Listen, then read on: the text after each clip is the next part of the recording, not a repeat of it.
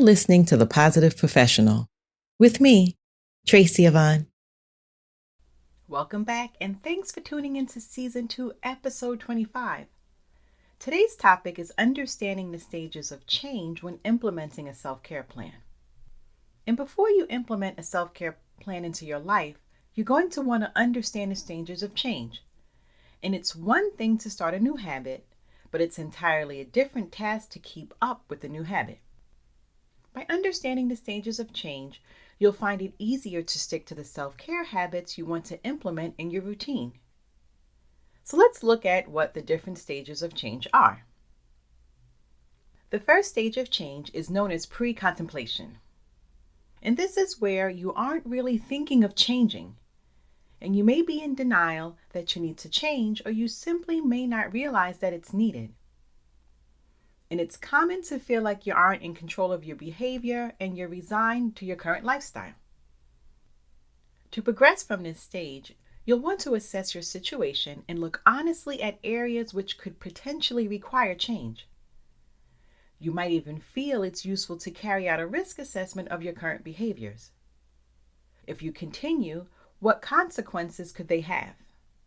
An example of this would be looking at your current exercise level. If you were to continue not exercising much, what consequences could it have? This will give you a good idea of whether or not change is needed. During the contemplation stage, you'll start thinking more about the benefits of change. However, you'll be met with conflict in the mind over the potential costs of change. Unfortunately, during this stage, you'll tend to feel that the potential negative consequences outweigh the benefits. This stage can last anywhere from weeks to years. And sadly, a lot of people don't even make it past the contemplation stage. If you find it difficult to get past the thinking phase and start taking actions, you are stuck. However, you don't have to stay stuck. Remember, you control what you think and do, so it's your choice. To overcome the contemplation dilemma, spend time weighing up the pros and cons. Look at any obstacles you might face and work out the ways to overcome them. By going into change a little more prepared, you'll find it much easier to stick to it. The preparation and determination stages are where you'll start to make changes towards your overall goal. For example, if your main self-care goal is to lose weight, you could start by cutting down on junk food.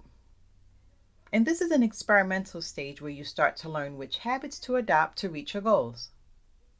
It's also where you'll start to learn more about the changes you need to make. And you may look for information and tips on websites, or talk to your doctor, or even ask friends or family for their input on the issue. Once you know what changes you need to make, alongside the challenges you face, you can start making a list. And write down the changes you'll be implementing, breaking them down into small and manageable goals. And now that you've identified what you need to make a change, the next step is action. That is, you need to follow through on the to-do list you created in the preparation stage. And as you progress through your self-care goals, don't forget to reward yourself. If you take the time to congratulate your success, however small, it will motivate you to keep it up. It's a good idea to seek emotional support during this stage as well. While sticking to your self-care goals may be easy to start with, it does get more difficult as time progresses. In the maintenance stage, it's all about avoiding past behaviors and solidifying new behaviors. You'll find it a lot easier to maintain your self-care routine if you eliminate any temptations. Whenever you successfully stop yourself from relapsing, don't forget to congratulate yourself. Celebrate your successes and you'll find it much easier to carry on. And it's common to slip up when you're trying to make positive changes. And this leads us to the last stage, which is relapse. It's common to relapse when you're starting new habits. And remember, that's okay. Everyone relapses at some point. But the important thing is to not letting it send you off course. When you do relapse, you'll likely feel guilty. You might also feel disappointed and frustrated with yourself. And again, that's completely normal. But don't beat yourself up, as this can cause you to give up on your self-care habits. Instead, look at why you relapsed. What was it that triggered the relapse? And by identifying what made you slip up, you can learn from it. That way, the next time you'll be able to avoid what triggered you. And it can also be useful to reassess your techniques to see if you need to make any adjustments. So these are the general stages of change that you need to be aware of. And eventually, your new self-care habits will become so ingrained in your routine that you'll miss the relapse stage. And now that we've looked at what it takes to make changes in your self-care routine, it's time to examine the different areas. And there are different types of self-care that you can focus on, so you'll want to understand each of them before putting together a self-care plan. And I'm going to discuss that in the next segment. Today's episode is brought to you by Ivy Elite Training. Are you looking for low-cost professional development workshops, topics like emotional intelligence, diversity and inclusion, and more? Then visit www.ivyelitetraining.com. That's www.ivyelitetraining.com.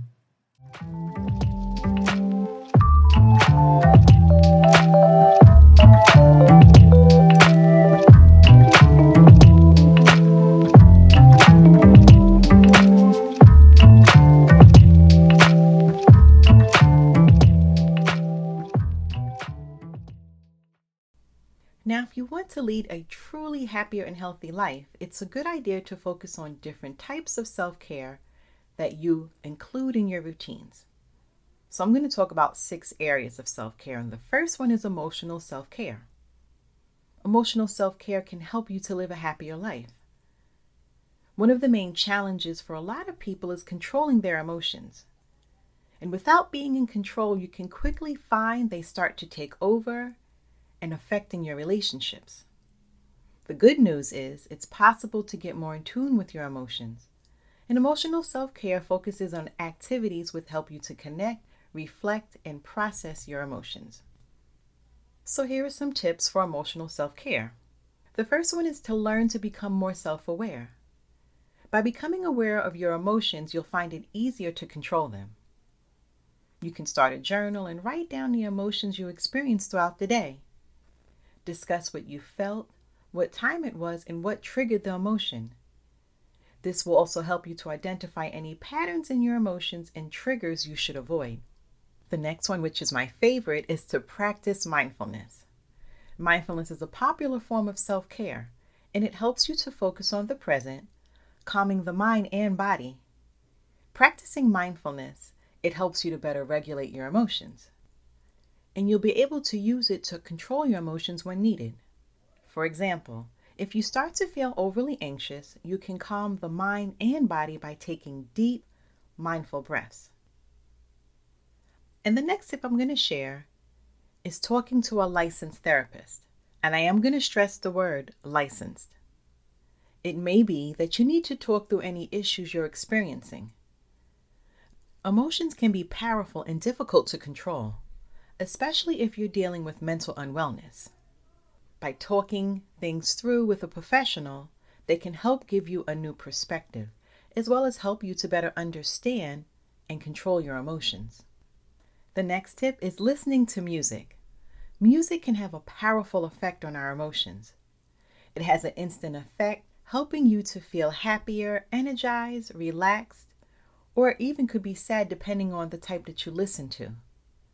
Listening to music can be a great way to control and calm your emotions when needed. If you want to feel happier, throw on your favorite music or relax the mind and listen to instrumental music. And next we have physical self-care. And physical self-care relates to the activities which improve your physical health. It could involve losing weight or making healthier lifestyle choices and getting fitter. The healthier the body is, the lower risk of developing illness or diseases. So here are some tips for physical self-care. The first is to drink more water. It's important to stay hydrated throughout the day. Without adequate water intake, the organs of the body won't function correctly. So start by increasing the amount of water you drink every day. Next tip, go for a walk. Staying active is crucial for peak physical health. However, you don't have to spend hours in the gym. Getting out for a nice walk can do wonders for both your physical and mental health. So now I'm going to explain practical self-care. And practical self-care relates to tasks which fulfill the core aspects of your life. It's about avoiding potential stressful situations in the future. Your finances, career, and home organizational skills fit into this area. So here are some tips for practical self-care. Create and follow a budget. This will help you to get grips with your finances. Next, open a savings account. Saving towards the future is a great self-care goal. So if you don't already have one, open a new savings account. Take a professional development course. Progressing in your career can open more opportunities and make you happier. And the last tip for practical self-care is organize your closet. Sell or donate any clothes you no longer wear and organize your closet space. You might be surprised how beneficial this can be for the mind. So next we have mental self-care. And one of the most common areas of self-care that people want to improve is mental self-care. This relates to activities which help to clear the mind and boost the mood. Mental health issues are especially prevalent in society, so figuring out ways to improve your mental state is crucial. So here are some mental self-care tips you can use as an example. First one, read a book. Reading a book can help distract the mind. It's also a relaxing activity that can help you briefly escape into another world.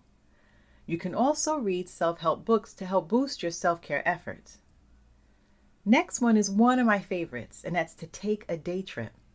Sometimes it can be really helpful to just get away from everything for a few hours.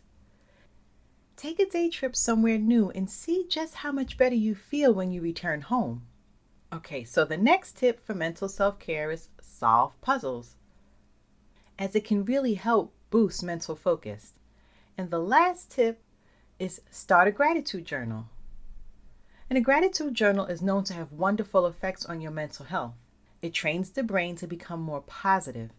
Writing in a gratitude journal for 21 days can have a significant impact on your mental well-being. Next up, social self-care. And social self-care focuses on nurturing your relationships. Healthy friendships are crucial to our well-being, and there have been numerous studies which have revealed the importance of good social connections in terms of our health and well-being. So, what type of self-care tasks can you utilize to improve these social connections? Well, here are some social self-care activities you can try. Make time to call family. Set a regular time to catch up with family, and it could be calling your mom or your sister once a week. Maintaining family connections is very important. Next, set up a lunch date with friends. If you need to spend more time with friends, start setting up lunch dates. This also gives you a great opportunity to catch up. And last is to join a new local class. If you need to make new friends, joining a local class can help. It could be a local exercise class or a hobby such as painting or dancing. And the last area of self-care that I'm going to talk about is spiritual self-care. Spiritual self-care helps you to identify and connect with your inner self in a better way. And it doesn't have to be religious, although for some, that is their main focus of their spiritual self-care. So here are some tips for spiritual self-care activities you can follow.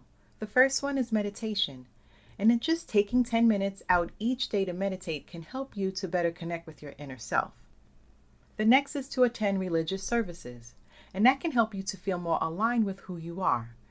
And the last tip I'm going to share for spiritual self-care is self-reflection. Practicing self-reflection can help you to understand who you are and what matters to you. You'll also be able to identify any areas you need to improve on. So these are the 6 main areas of self-care that you'll want to focus on. The key to mastering self-care is to boost your self-esteem, become more self-aware, and to focus on self-respect. Thanks for joining me today. I look forward to you tuning in to another episode.